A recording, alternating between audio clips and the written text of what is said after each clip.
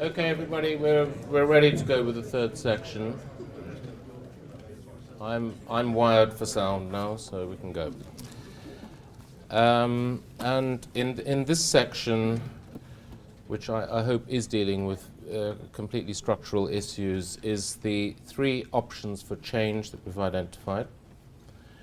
So the working group has carried out extensive and in-depth work in respect of governance structures. It includes reviewing information from England Golf, Scottish Golf, as well as contacting other comparable clubs, some of which have already undertaken a change in process. Others are about to do so. Others have decided not to do so. It is clear from the analysis that there is not one perfect model. But I think we all knew that before we started. So, like all other clubs, Ashridge will have to work out for itself just what suits our ethos best. Whilst there is not one perfect model, in fact many different variations, we have concluded that all the different variations do in fact fall under one of three different headings. It's the slide I showed you earlier, and in many ways it gets to the heart of where we are now. So let's go through these quickly again. Firstly, the minimal change option. There would be no substantive change to the current committee structure, although inevitably a review will have to be carried out to understand in which areas the club is not compliant with current legislation. Secondly, the modified unitary structure option.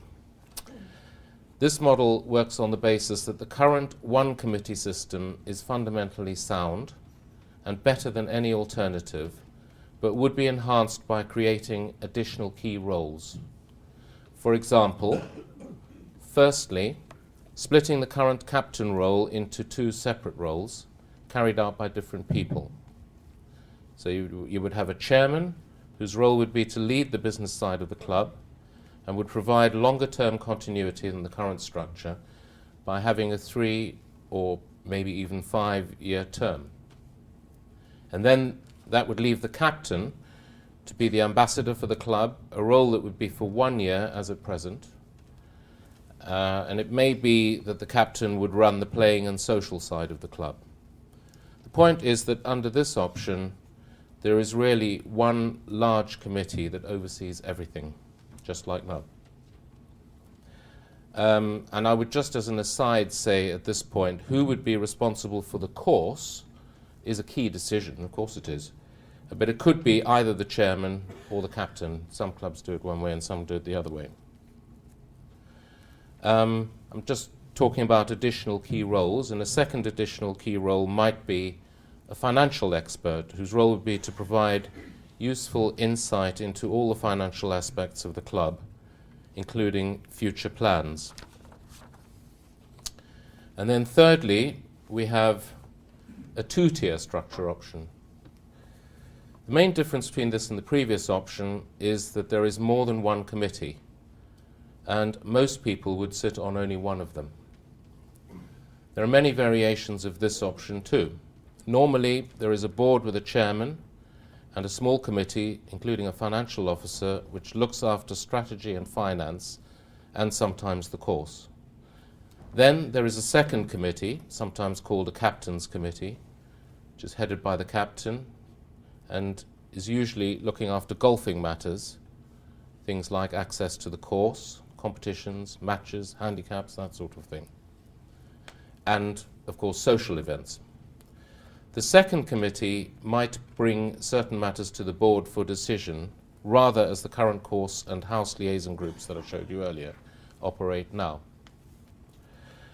One question which has been frequently asked about either of the two structures, where there is a chair, and you'll know by now that's options 2 and 3, is how can the club ensure that after a chair has been elected, if things are not going well, the chair can be asked to stand down? We know of clubs that have had to think about replacing the chair, and their experience leads us to believe that there are mechanisms for removal that are robust and workable. Again, this is probably left until best left until a later time, but I wanted to just share with you that we have looked at those issues too. So I'd now like to open it up again for comments and questions. This is specifically on the 3 different structures that have just been outlined, but we'd also be interested to hear your views on, as I said before, on how fast you think we should go from now on. It has, we acknowledge, been a slow process so far, not only because it's a big, very complex subject, but also because we've had to undertake a fair bit of research, as well as seeking the views of the members. If we do decide to change structure, there seems little prospect of getting everything through in one hit. It is simply too sensitive and complex for that. But as I say, I'd be very interested to hear your comments and questions on these structural issues. Yep, Bob?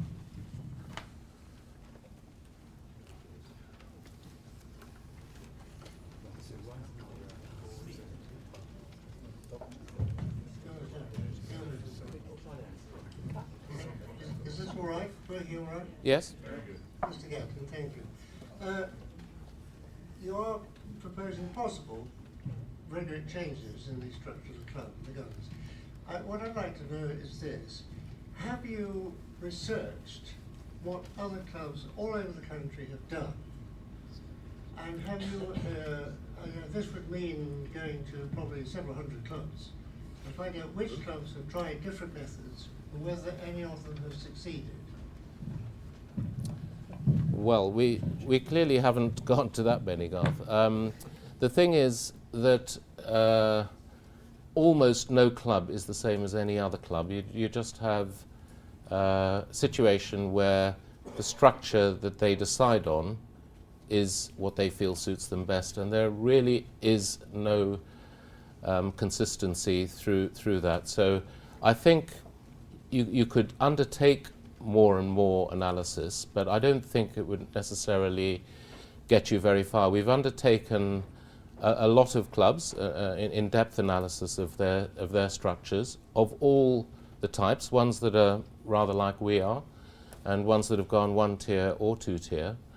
And as I say, I personally don't believe there is much mileage in going deeper and deeper into more and more different clubs.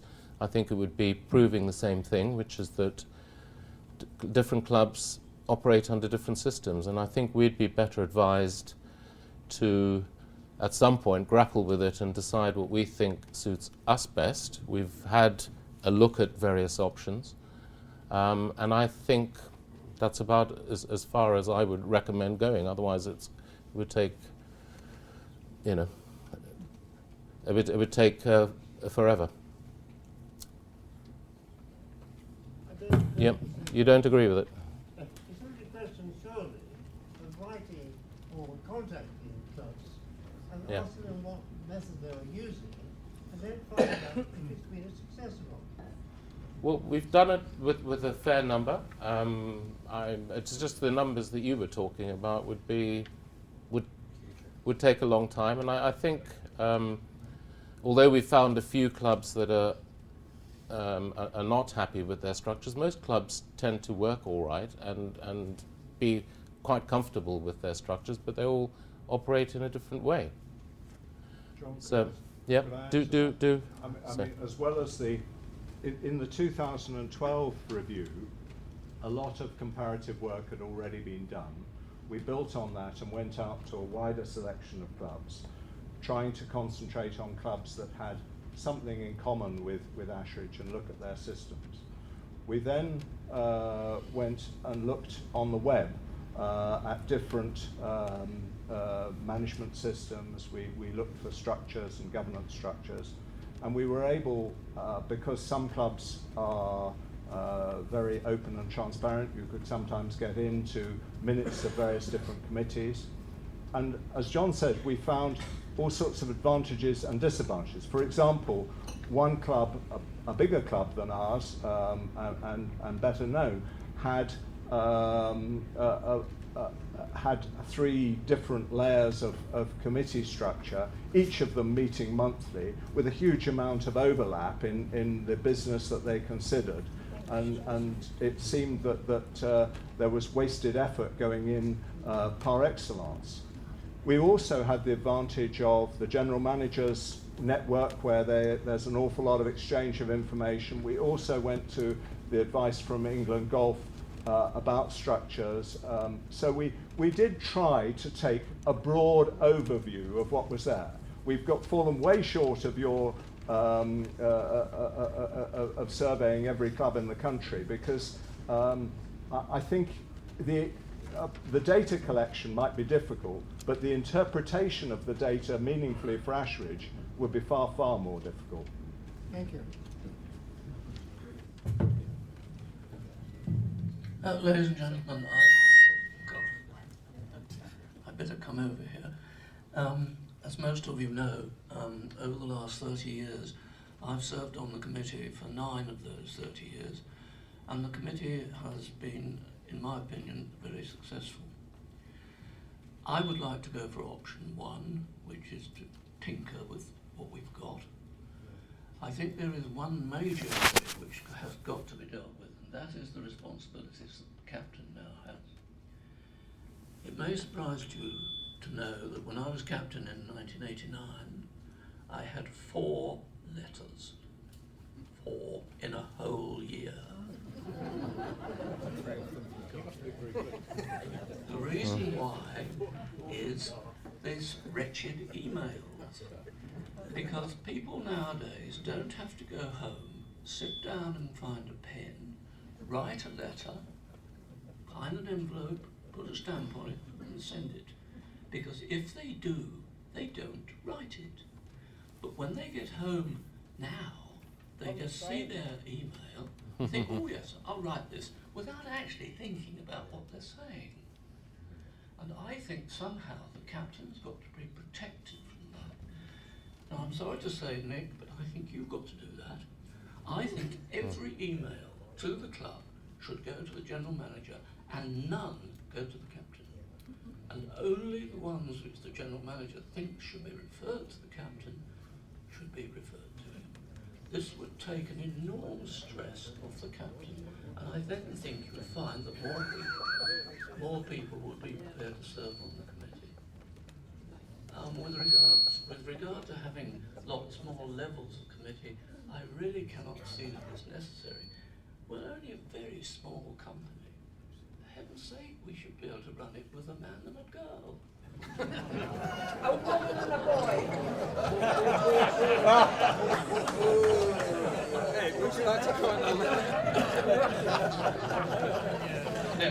No, to be sensible. I mean, I quite understand when you talk something like Wentworth or these big clubs which have 2 courses and Moor Park which has 2,000 members.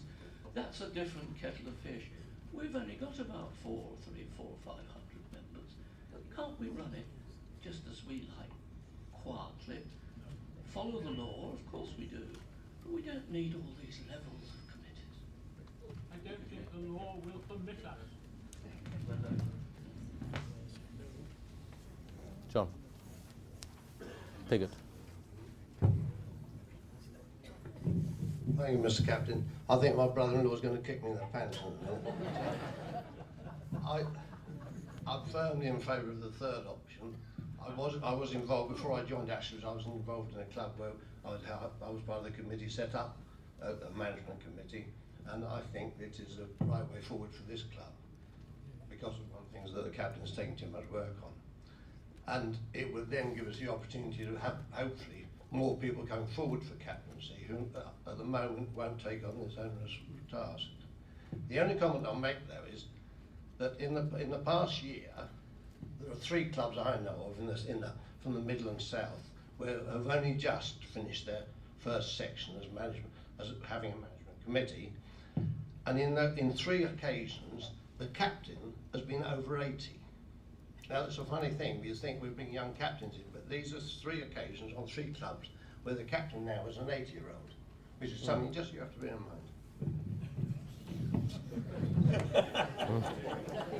Sudden aging.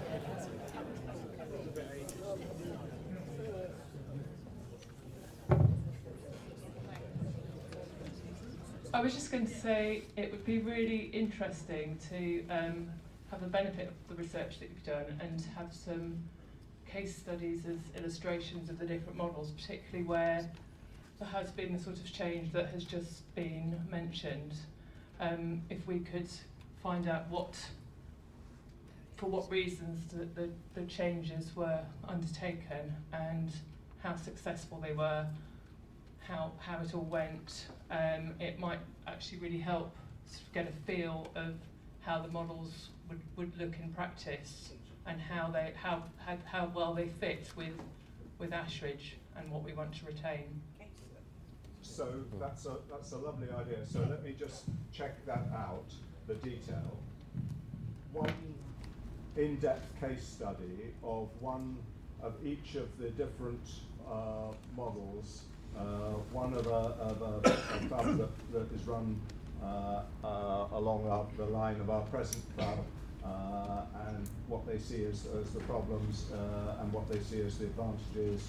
One of where there is a single committee but with some extended roles, and one of a club where there is a two-tier committee. The one that's the most difficult to actually research is the middle option, because that's the one that there are fewer examples of incomparable clubs that we've come across. There are plenty in non-members clubs, but it's a sort of hybrid option really. But we can try. Shed some light if we understand what they were trying to achieve with the change and what problems they encountered and how it turned out. Well, that's a challenge, and we'll try and rise to that one.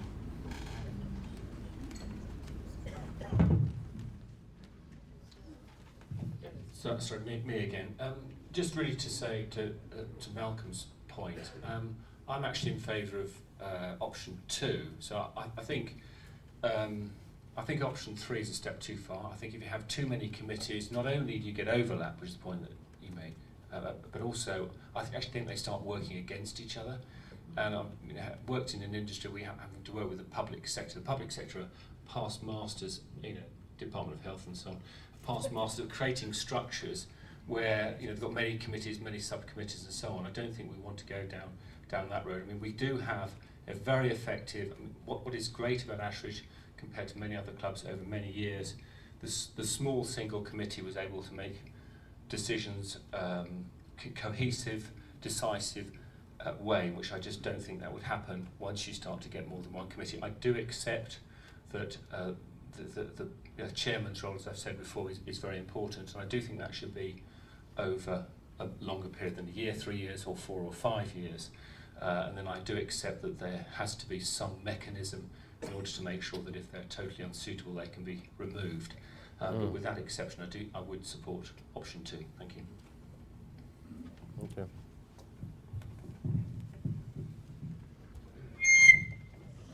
Good. Well, I'll stand there, I think. Ladies and gentlemen, I made it my rule that the immediate past captain should be seen and not heard. So forgive me for breaking that rule tonight. I am utterly opposed to option 3. One reason David has just outlined, the increased bureaucracy. We don't need it. The club is not totally broke, and it doesn't need to be fundamentally fixed. The second thing that really worries me about option 3 is conflict. Conflict between the chairman's committee and the captain's committee. I played in the mixed match at Denham earlier this year. Their captain was being driven to distraction by the conflict between his committee and the chairman's committee. Exactly the same has happened in Harewood Downs this year. And on the subject of bureaucracy, when I played at Huntercombe earlier this year, I chatted to Steve Green, who told me that week he was attending 5 committee or subcommittee meetings. We don't need that. Now, Ed, in his excellent presentation, has highlighted some of the issues that have to be addressed. But as Roger, my predecessor, said, these are matters of management and they will have to be addressed whatever structure we have. I think there is a case, certainly in option 2, for the treasurer. During my 4 years on the committee, we faced a situation when Steve James was coming to the end of his term as a committee member, that there would be no accountant on the committee. It was the subject of considerable debate, and the majority thought it wasn't necessary to have an accountant on the committee. 1 year later, the view had changed, and it was the unanimous view of the committee that we needed a treasurer on the committee, an accountant on the committee. So I can see the obvious sense in that. The area that worries me a little bit is, again, chairman, captain, the splitting of the roles. My gut reaction at the moment is to be against it, but I'm open to persuasion. I'm very grateful for everything that's been said about the onerous task of the captain. It does take a lot of time, but I was working full-time and I hope I managed it. I was very envious of Malcolm when he said he had 4 letters. I can remember waking up one morning, turning on my emails, and I had 3 emails from 1 member.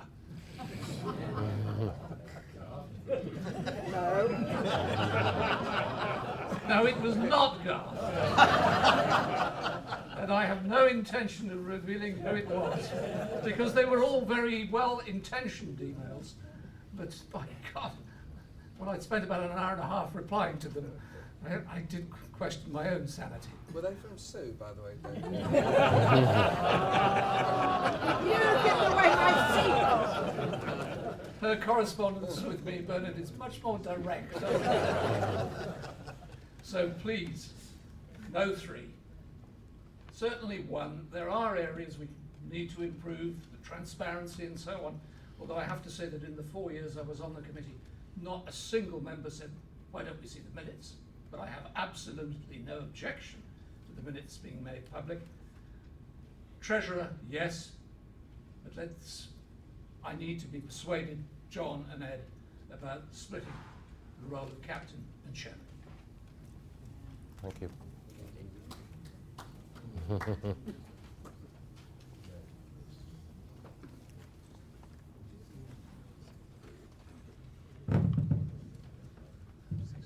Captain, could we just put the options thing back up on the screen? I just wanted to clarify something. I think a lot of members would just like to, on the minimal change option, which is one that's obviously being favoured by a number of people who've already spoken. I just wanted to clarify a bit of an oxymoron for me, which is a substantive tweak. And I just wondered if you could, to help people to understand what the minimal change option is, the only substantial changes are tweaks. Could you just give some examples of what those tweaks might actually be so that we can understand? They're essentially things that.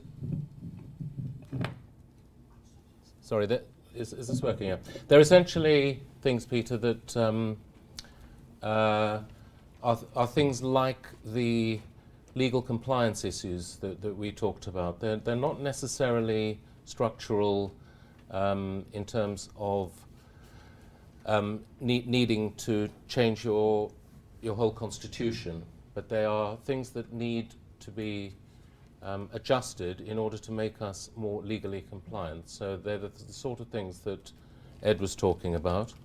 Of course, we can make other changes that we want to, anything that is going to help, make the committee the way we want it to work. So,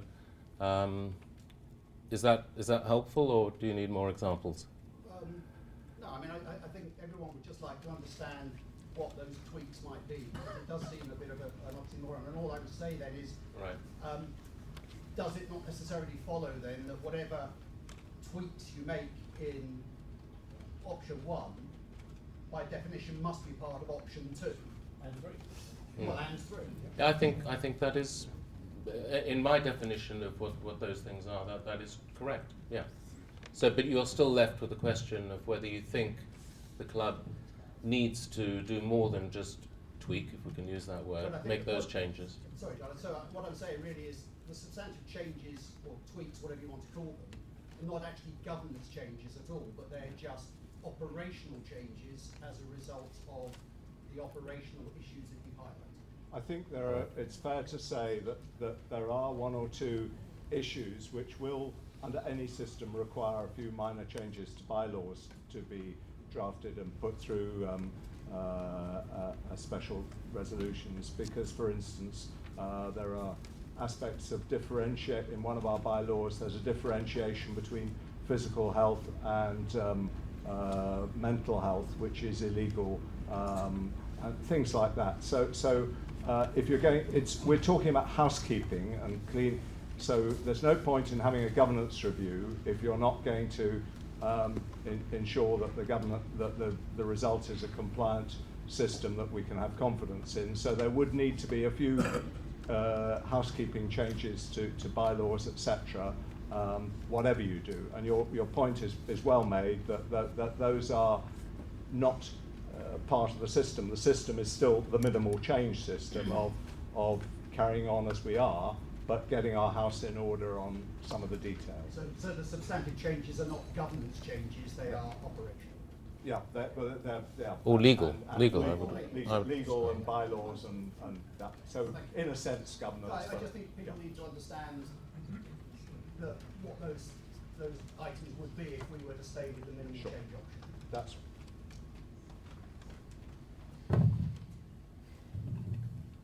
And I think when you're talking about minimal change option, there are two key things that keep on coming out. One, you've got to sort out the financial responsibility. Clearly, in my view, you do need financial expertise on the committee. As far as the legal side is concerned, I would have thought that should sit with the general manager, who has significant managerial responsibility for a number of staff. He should be up to date with that, and that responsibility could sit there rather than within the committee, unless you need to get some outside consultancy. But I don't believe that making the committee itself responsible for the legal issues and identifying them, it's not the right place to put it. But I think I'm right in saying, Ed, aren't I, that currently it is the legal responsibility of all the committee members. Everything that we do at this club is our legal responsibility. It's guidance on that legal responsibility that should come from the general manager. Well, I agree, and it does actually. On the day-to-day legal staff type issues that you may have in mind, I think that is correct. The points that some people have made about this are because we're touching on an important issue that people have raised, which is about they talk about executive and who has the executive responsibility. Is it captain or chair or general manager? And I think there is absolute clarity in most systems that we've looked at that, yes, the general manager is, as you correctly say, responsible for running the system. But the point that I think comes up in examples of all the governance systems we've looked at level 1, 2 or 3, is that what a general manager does is only as good as the scrutiny and oversight that the general manager gets. That from the moment of being appointed to probation to annual review to appraisal, which needs to be constructive and appreciative, but from what we've said about the performance management, everything like that, that is only going to be as good as what the governance system delivers in terms of oversight and scrutiny of a general manager. So that's the key issue there. It's not about getting stuck in. And you're absolutely correct when you say the responsibility for identifying the issues is with the general manager. But the accountability rests with the directors, and the committee are obviously directors, and that we can't get away from in any system. Mr. Captain, could I ask a question? I favour option 1, but in order for me to consider option 2 and 3, I want to ask you, how is the chair appointed, elected and found, and what sort of person are we looking at? What is the process for his appointment? Has this been considered in any way so that I can keep my mind open on 2 and 3? Well, that opens up a lot of issues, David, but I will attempt to answer if I can. How appointed? It doesn't have to be this way, but I think most ways would have the members appointing the chair. But there is another way, which is to have an appointments panel, and that's the way some golf clubs have gone. And the appointments panel can look at a number of different roles within the golf club, including not just the chairman, but the general manager, the captain, and professional, and so on. And that's another possibility. I think, in my view, it always needs to be ratified by the members, even if it's an appointments panel that does the initial groundwork. That would be a quite radical departure for Ashridge if we went down that route. But as I say, it works in some cases. Has that answered the majority of what you wanted? Yeah. Mr. Captain, I wonder if many of us would run a business along the lines of option 1, where the key decision makers can change every year. One of the issues, or central issue I think Ed raised, was about continuity, and a structure that doesn't have continuity because the key players change must surely be ripe for some modification. I'd agree with David that the board and committee structure would be a disaster if they were in opposition, but surely if you define the roles correctly, they won't be or they wouldn't be in opposition. So it would be a matter of defining the roles of a board, defining the roles of a committee, most importantly, having a continuity of purpose. If we have a 5-year development plan, it would be nice to see that actually come to fruition over 5 years. With a captaincy structure, with a little bit of experience from the inside, it would appear that that 5-year plan is in danger of changing every year. So if the committee is there to deliver a 5-year plan, that's whether it's 1, 2 or 3, that's how I would see the value to a committee structure, if they could actually deliver that 5-year plan from the members. Okay.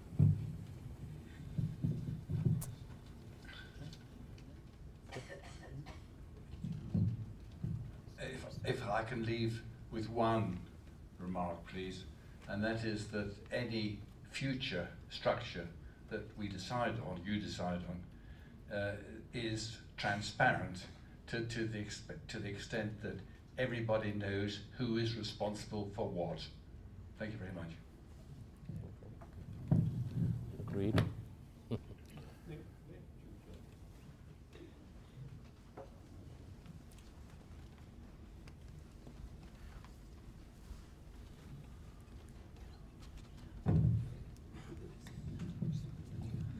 John, when I was captain about 8 years ago, many clubs were going through this change that we are considering now.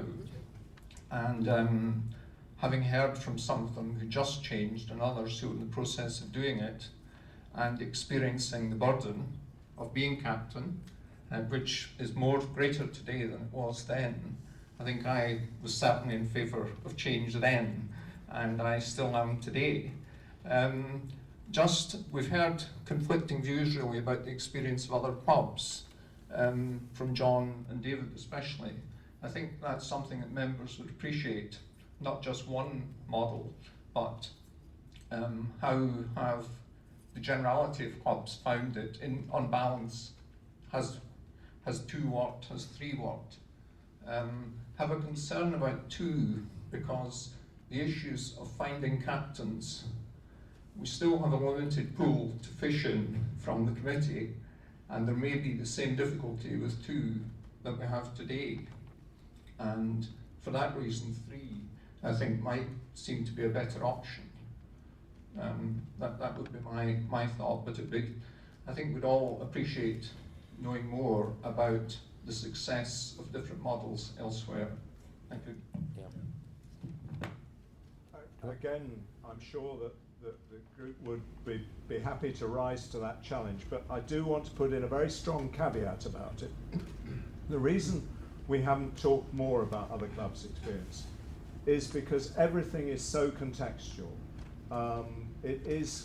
The history is part of the context. The way things have happened before is very much part of the context. The makeup, the traditions, the actual assets, the course management, everything there is contextual. And what's interesting is that when systems don't work, it always seems to be about one thing, which is course management. And course management is the deal breaker issue for every single system that we've seen. That the arguments around it between a 2-tier where they haven't got where they haven't avoided things falling between the cracks, where a captain's committee will feel that hey, we're in touch with the playing, the competitions, the membership, the scratch team, and we know, and this course is not being managed properly in terms of green speed or what have you, and the board is saying, well, hang on, the 5-year plan is only 2/3 of the way through, etc.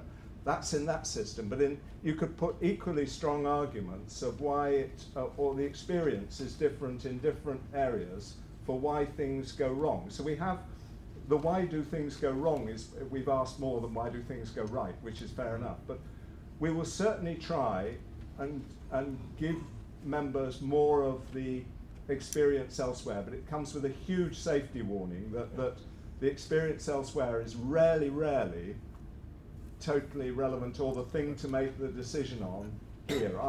That's why I feel so strongly that you have to look at what the underlying structure, the management structure, etc. is, because that will guide you as or should, I think, guide you as strongly as what St Elsewhere's has done.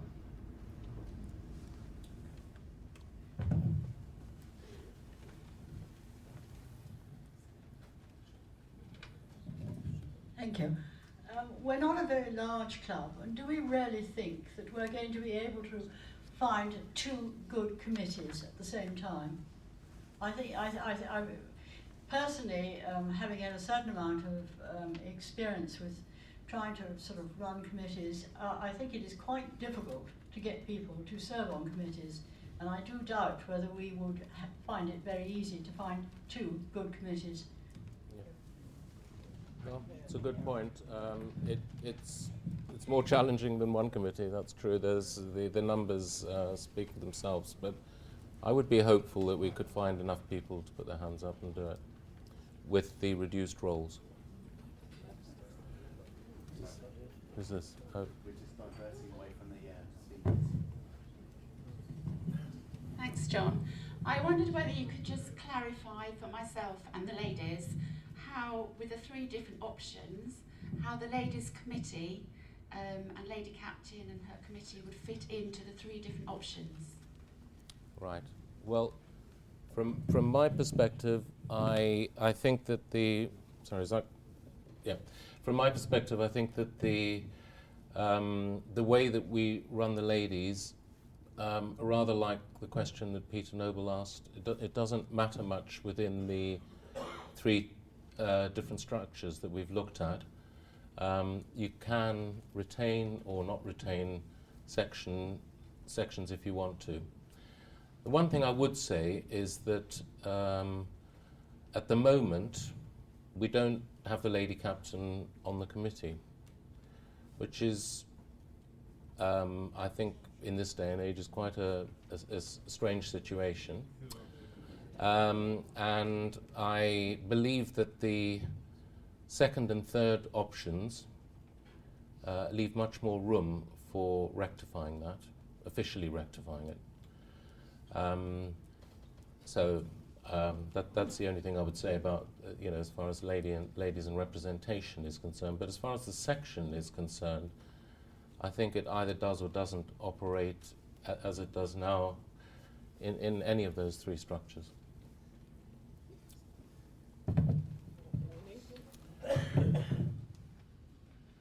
So many thoughts are running around my head and have been for several years over this, because I wrote my first paper to the club in 2012, and I've not been on the committee, but I have seen how, I've been a member here for 30 years, and I've seen how livery companies have a similar approach to promotion and governance.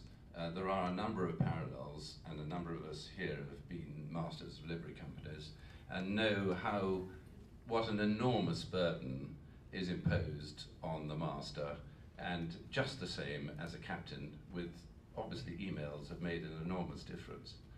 And I don't see how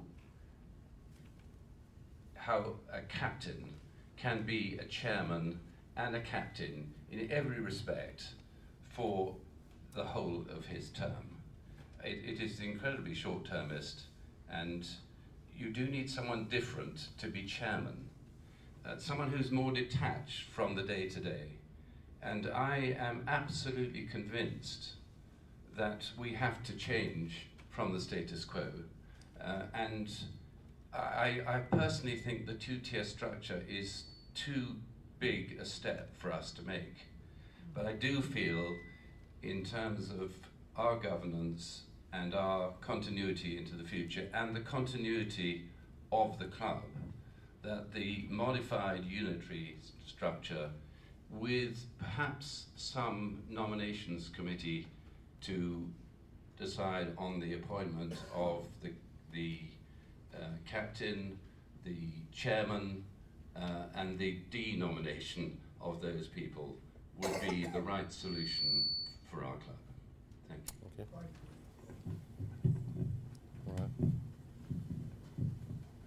Okay.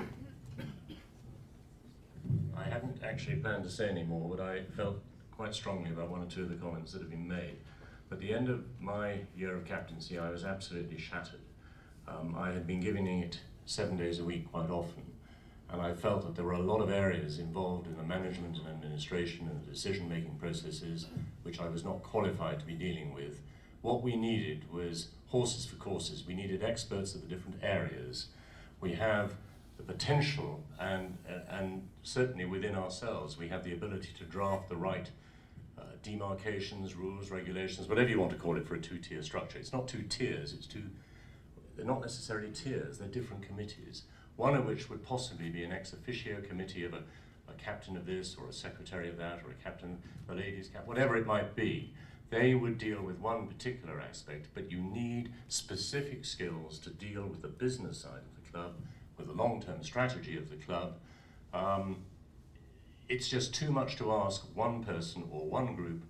We've got such enormous skill sets within this club. We should use the right people for the right jobs in the right way. And I feel the only way you can do that is by dividing the responsibility into two completely separate sections. I've written papers on this regularly, and I don't want to bore people with the papers I've written, but I will leave it at that. Thank you. Right.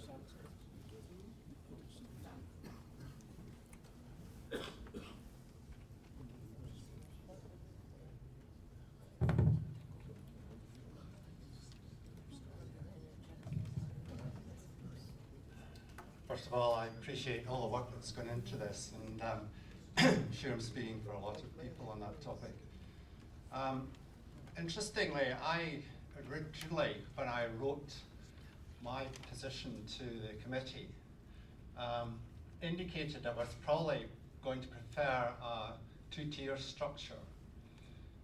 Having thought about it quite a lot since August, I've come to the conclusion that, in fact, that would not be the right way to go.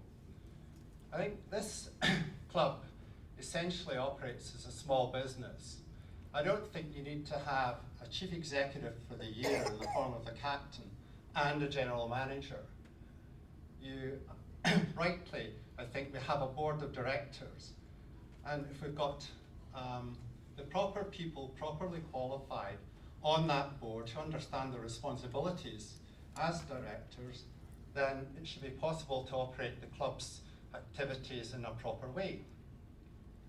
The only real adjustment I would suggest, which may help the modified unitary structure option, is to kind of pick up on what actually happened in the creation of the group who formulated the papers that you're discussing just now. And I think this could be applied to quite a number of topics that arise from time to time. It also gets around the problem that you have of trying to get people to serve on committees for long periods of time. So in the case of the structure panel, if you want to call it that, they have tackled that. A lot of these people are not going to be involved in the governance of the committee on an ongoing basis. And I think there's a number of other options can equally be tackled in exactly the same way. You can use, as Roger suggests, the expertise of people, but just on a specific topic basis. You can get people who've got particular interest in that topic to contribute, and you don't need to have the same people tied up in monthly meetings or whatever it happened to be. I sort of wish everybody the luck in coming to the final conclusion, but that's my view. Thank you. Is Michael wants to? Yep. I think Michael Simmons wants to. Hi, good evening, everybody. I think we're in danger of trying to design a solution without actually working out what the objectives are. So I thought I'd have a quick stab at that. I think the underlying thing which really stands out to me is we're the guardians of this club, and we have to leave in a better condition than we found it. And if we compromise on that, then we are not doing what we should do. And so if you strip that back, then the most important thing we've got is the golf course itself. So any structure we've got has absolutely got to improve that during whatever the committee's tenure is. Thank you.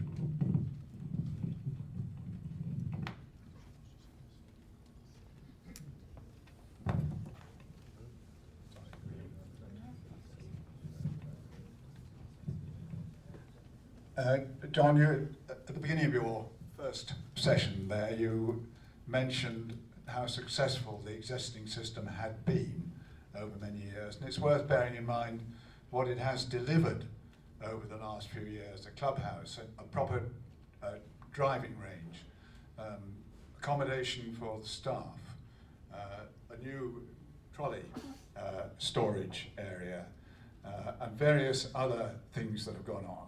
And above all, the club has remained solvent through this period. Now that's been a very commendable achievement indeed, and it seems to me that it would be a mistake to make a dramatic change from the way it is run now. I do agree that the need for watching the accounts, if I can put it that way, is fundamental, and that needs to be looked at. And I certainly agree that all the legal requirements must be properly recognised. But I think we should be very cautious, and the one thing I would say is if the ultimate recommendation is for option 2 or 3, it is absolutely fundamental that there is a clearly defined set arrangement for getting rid of a chairman or treasurer if they're not up to the mark. Great. Is everybody done? We've gone past the allotted time, but we can take more questions if people got there. One quick comment. Yep. Would it not be possible, when we talk about Roger talked about the onerous task of the captain during his year, would it not be possible for the captain to delegate more of his work to the general manager? Well, some of it is possible, Garth, but even with a huge amount of delegation, you still are faced with the problem that there are these two very differing roles that the captain's required to do. One is chairing the committee and the club, and the other is doing all of the ambassadorial role. And they are, as a couple of people have said, they're not actually, they're not always found in the same people, and different people have got different skills, but also the breadth of that just makes it an extremely wide-ranging job. But I take your point very strongly that the more you can delegate to other people, the better. So I hope this isn't just sounding like a plea from a captain who's sort of completely under it. Yeah, it isn't at all. I'm just trying to highlight the fact that the role seems to be getting bigger and bigger, and because of its wide range, it's time to just look and see if there's other solutions. Only 5 months to go, John. That's good.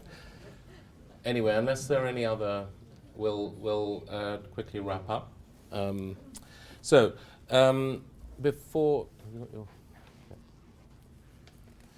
Before concluding, so I would like to explain what happens next. So after this evening's debate, we still would like to hear from members on any matters to do with governance, but specifically on 3 key points. Number 1, which direction of the 3 options the club should take. Indeed, if there are any further options that ought to be considered that don't fall under these 3, that too. Secondly, is there, and we've already heard from some people that there is, but I just want to make the point again, is there any further research which you feel is needed in order for the committee to reach a sensible management decision about what option to recommend to you? As I say, we've heard a bit on that, but any other ideas, do please let us know.